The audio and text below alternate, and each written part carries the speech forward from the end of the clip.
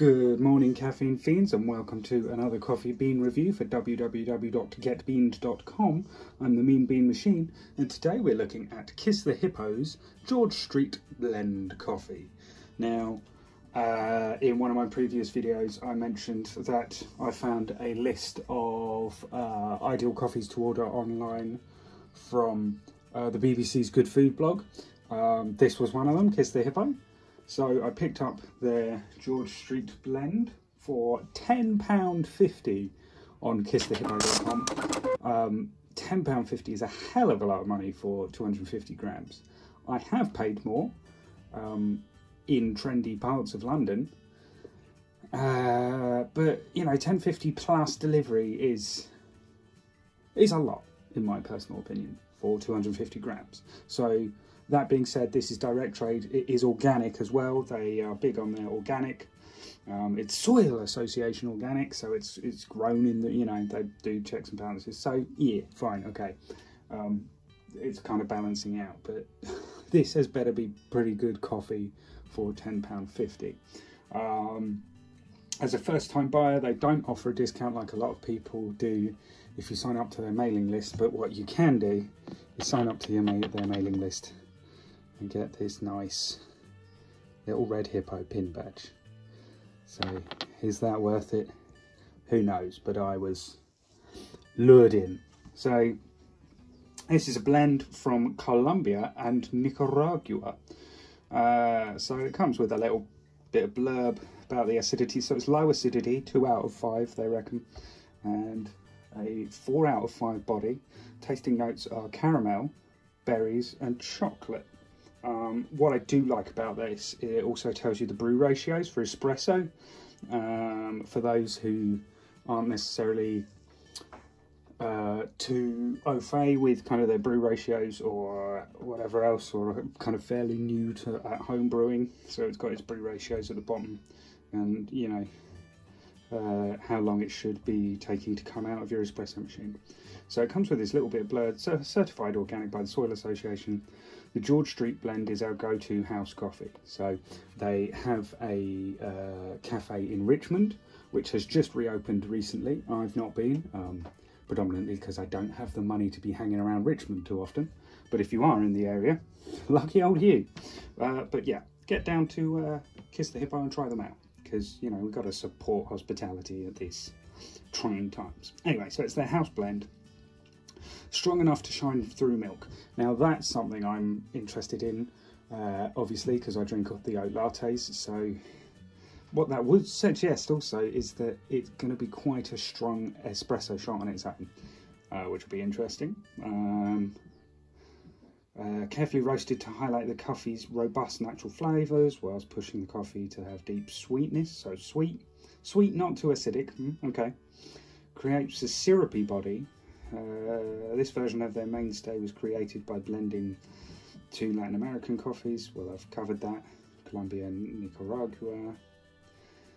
And crowd-pleasing straight. Yeah, so it's a lot of kind of marketing jargon around the fact that it's sweet and has a syrupy body. There you go. I could have saved you a bit of cardboard there. Kiss the Hippo, but I appreciate the effort put in. So we'll grind this up, do an espresso shot, then oat latte as usual. I'll give you some opinions. You can then like and subscribe the video. So yeah, let's give it a go. Here we are with the espresso shot. I must say, once the shot has been poured, the berry kind of tones come through the smell. So what we're looking for here, caramel notes, berries. They've not been specific, but I don't mind that, because anyone who is specific with berry, you know, when they say blueberries or raspberries, you're like, nah. You know, maybe you get that kind of fruity acidity, but anyway. So caramel, berries and chocolate. Caramel and chocolate, I understand, is 2 notes, 2 tones that go together. Berries, obviously a hint of the acidity, but I wouldn't necessarily say it goes with the other 2. So we'll give it a try, see how it works out. yeah, you definitely get a berry-y smell.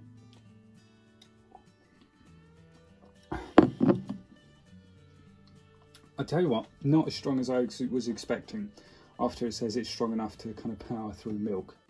The berry thing is definitely there, definitely berries.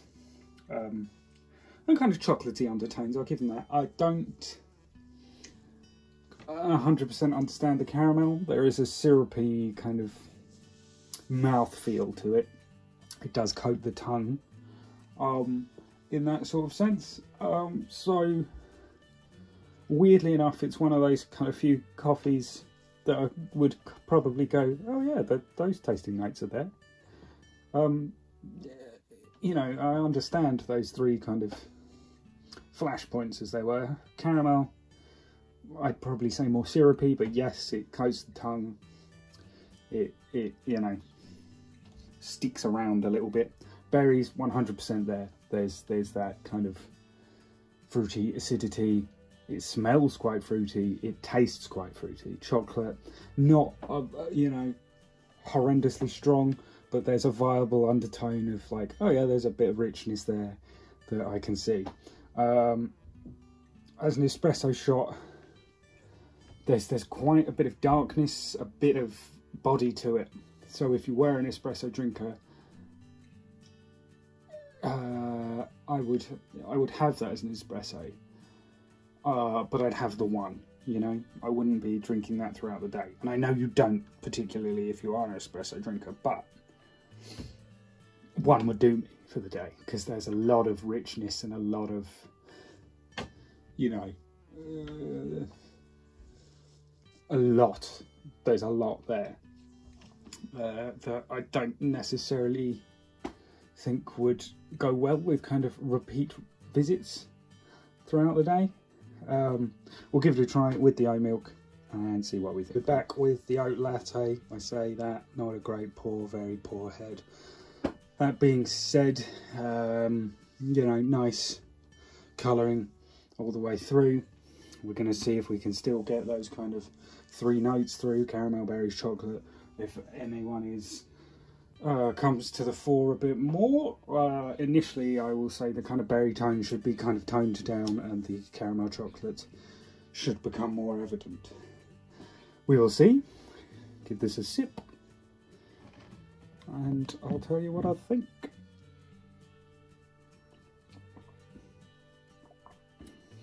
Ooh.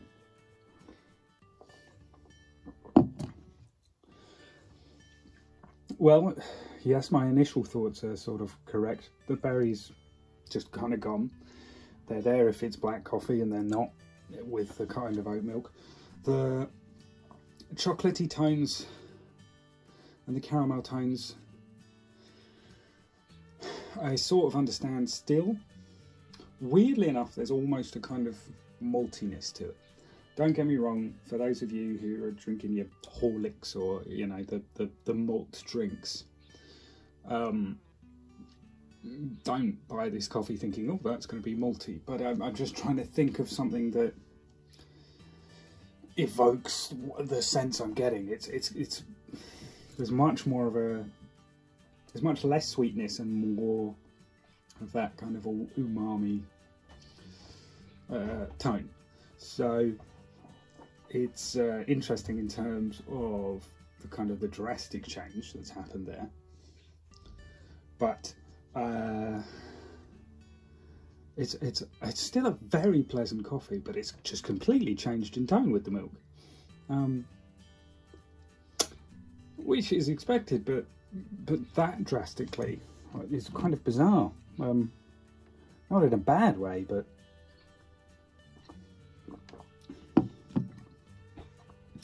yeah, so on kind of second reflection, that chocolatiness is still there, bold obviously, but it's still a kind of base note and undertone. But it's pleasant, but it's just really not what I expected. But I'm really happy with that coffee, to be honest, because the tasting notes kind of hit the nail on the head, which you really don't often get. And bizarrely, you know, they've kind of really nailed that and kind of gone, yeah, this is what it tastes like. And you kind of taste it and go, yeah, that is what it tastes like. Well done. And the amount of videos I've kind of done, if you want to look back on them, and I kind of go, yeah, I can sort of see what they're saying. Whereas here I'm like, oh yeah, well done. Just adding the milk, like I say, changes those tones altogether, and I'm a bit left at sea with that one. My big issue here is the price point of $10.50, and then plus you're paying for delivery. So if you're buying in bulk, fine, but it's not for me. I'm not going to argue with their price point because it is direct trade and it is organic, and they are paying for the Soil Association kind of accreditation, and that's all expensive. They're running a shop in Richmond. I can imagine is incredibly expensive, but for me, I'm aiming for £6-7 a bag. I don't mind paying a little bit more. I regularly do pay a little bit more. $10.50 is on the steep side, really. I've paid 12 quid at most for a bag of coffee of about 250 grams. So it's not the steepest, but that's just, you know, the price points I'm looking at. Anyway, nice coffee, does what it says. Really changes in tone with milk, so you'd have to try it out yourself, to be honest, if you were going to drink it with milk. But yeah, lovely coffee. Would recommend. Thank you very much. Do like and subscribe. Let us know your thoughts in the comments below, and if you want to see us try any specific coffees in the future. Thank you very much. Take care. And do check out www.getbean.com. Bye bye.